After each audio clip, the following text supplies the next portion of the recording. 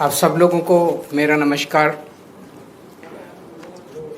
आज मैं हमारे देश के जेनजी से बात करने के लिए आया हूँ। हमारे देश के युवाओं से, स्टूडेंट्स से सीधे बात करने के लिए आया हूँ। आप सब लोग समझदार हैं, पढ़े लिखे हैं। मेरी बात को बड़े ध्यान से सुनना और गौर करना।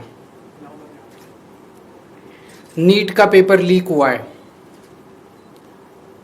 हर बार की तरह इस बार भी जांच सीबीआई को सौंप दी गई है। हर बार की तरह इस बार भी सीबीआई ने 10-15 लोगों को गिरफ्तार कर लिया है।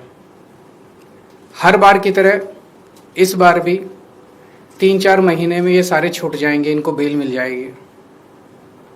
और हर बार की तरह इस बार भी ये सारे छूटे हुए बदमाश फिर से अगले साल के नीट के पेपर को लीक करने की तैयारी शुरू कर देंगे।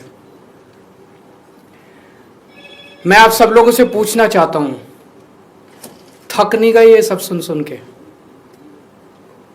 बड़ी घिसी पिटी सी स्क्रिप्ट है, बड़ी घिसी पिटी सी स्टोरी है। सीबीआई पे भरोसा बचा है क्या? सीबीआई कुछ करेगी? 2017 में पेपर लीक हुए, सीबीआई को जांच सौंप दी गई। आज तक सीबीआई ने कुछ किया? फिर 2021 में पेपर लीक हुए, सीबीआई को जांच सौंप दी गई। आज तक सीबीआई ने कुछ किया? फिर 2024 में पेपर लीक हुए, जांच सीबीआई को सौंप दी गई। सीबीआई ने कुछ किया? फिर 2026 में अब पेपर लीक हुए, जांच फिर से सीबीआई को सौंप दी गई। आपको लगता है सीबीआई कुछ करेगी इस बार भी? और 2024 में तो हद ही हो गई।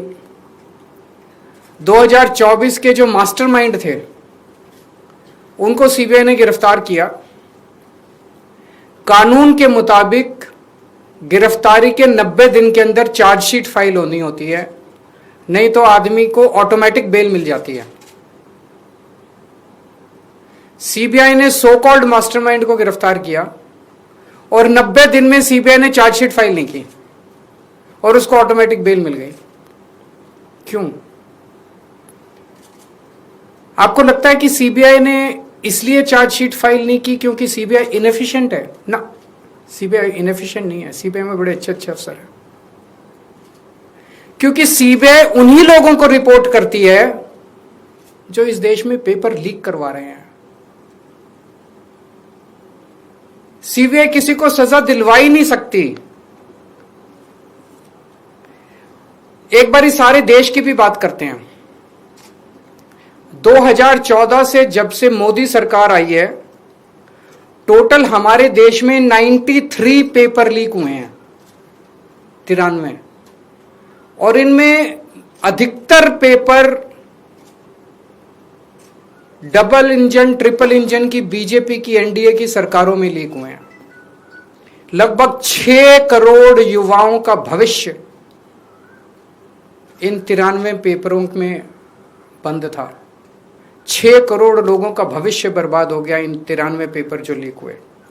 इनमें मोस्टली पेपर लीक हुए राजस्थान में, उत्तर प्रदेश में, उत्तराखंड में और गुजरात में। इन 4 राज्यों में सबसे ज्यादा पेपर लीक हुए। इन चारों राज्यों में बीजेपी की सरकारें हैं। तो ये इत्तेफाक नहीं है कि इन चारों राज्यों में बीजेपी की सरकार है, केंद्र में बीजेपी की सरकार है, नीट का पेपर लीक हो गया। और अभी पिछले 1-2 दिन से खबरें आई हैं, ये जो नीट का पेपर लीक हुआ है इसका एपिसेंटर भी राजस्थान है। और इनमें जो 2-4 लोगों के ऊपर सुई गई है वो भी बीजेपी के नेता दिखाई देते हैं। तो इससे शक तो पैदा होता है कि क्या इन सारे पेपर लीक में इनके नेता शामिल हैं या इनकी पार्टियों का या सरकारों का संरक्षण है, या सीधे सीधे इनके नेता ही पेपर लीक करवा रहे हैं, उन्हीं का धंधा है। और अगर ऐसा है तो सीबीआई की जांच इसमें बेचारी क्या करेगी? सीबीआई इसमें बेचारी क्या करेगी? तो मेरा जेनजी से सीधा सीधा, देश के युवाओं से सीधा सीधा पूछना है कि ऐसे ही चलेगा या कुछ करना है?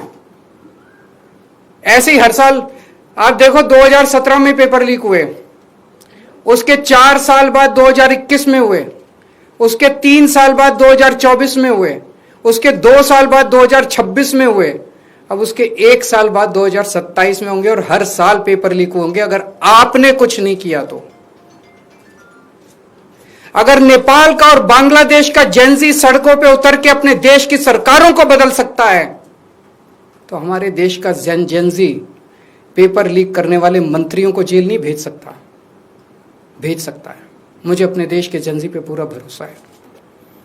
ये देश आपका है। इस देश के नेताओं को इस देश में कोई इंटरेस्ट नहीं है। इस देश के नेताओं के बच्चे विदेशों में पढ़ते हैं। हमारे देश के एक बहुत बड़े नेता ने कहा था, जरूरत पड़ी तो झोला उठा के चल दूंगा। मैं और आप तो झोला उठा के नहीं जाएंगे ना। हमारे बीवी बच्चे तो इसी देश में रहते हैं। हम तो इसी देश की पैदाइश हैं। हम तो इसी देश की मिट्टी के हैं। हम तो इसी देश के हैं। हमें तो इसी देश में रहना है, तो बचाना तो इस देश को हमें और आपको ही पड़ेगा। और अंत में एक बात मैं उन लोगों को कहना चाहता हूं जो लोग कहते हैं कि सिस्टम फेल हो गया, सिस्टम फेल हो गया, सिस्टम फेल हो गया। मैं आपकी भावना को समझता हूं, लेकिन जब आप सिस्टम की बातें करते हैं तो अनजाने में आप उन नेताओं को बचा रहे हैं जो नेता इस पूरे घिनौने खेल में शामिल हैं। अगर एक के बाद एक दर साल नीट के पेपर लीक हो रहे हैं तो पैसा सबसे टॉप पे पहुंच रहा है, सबसे टॉप पे। ऐसे ही पेपर लीक नहीं हो जाते, नीट के जैसे पेपर ऐसे ही लीक नहीं हो जाते, पैसा सबसे टॉप पे पहुंच रहा है। तो जब आप सिस्टम की बात करते हैं तो आप उस टॉप को बचा रहे हैं, अनजाने में बचा रहे हैं। मैं जानता हूं आपकी मंशा नहीं है, लेकिन अनजाने में उस टॉप ये सिस्टम कोई इमेजिनरी नहीं होता, फिक्शन नहीं होता, सिस्टम हवा में नहीं होता। सिस्टम के पीछे लोग हैं। सीधे आरोप लगाइए जो इस खेल के अंदर शामिल है, उनको जेल में भेजिए, सड़कों पे उतरिए, आंदोलन कीजिए और इस घिनौने खेल को बंद कीजिए। आज एक दूसरी बात भी मैं उठाना चाहता हूं जो इस देश के लोग फेस कर रहे हैं। अभी खबर आई है कि पिछले 2-3 दिन में रशिया से एक जहाज चला गैस लेके हमारे देश की ओर। हमारे देश को गैस सप्लाई करने के लिए रशिया से एक जहाज चला। भारत सरकार ने उसको रोक दिया। भारत सरकार ने रशिया से कहा कि हमें गैस नहीं चाहिए। हमारे देश के प्रधानमंत्री हमें कह रहे हैं कि स्कूटर इस्तेमाल मत करो, मोटरसाइकिल इस्तेमाल मत करो, कार इस्तेमाल मत करो, public transport, work from home कर लो, तेल बचाओ। रशिया हमें कह रहे हैं कि तेल की कमी है, गैस की कमी है, फर्टिलाइजर इस्तेमाल मत करो।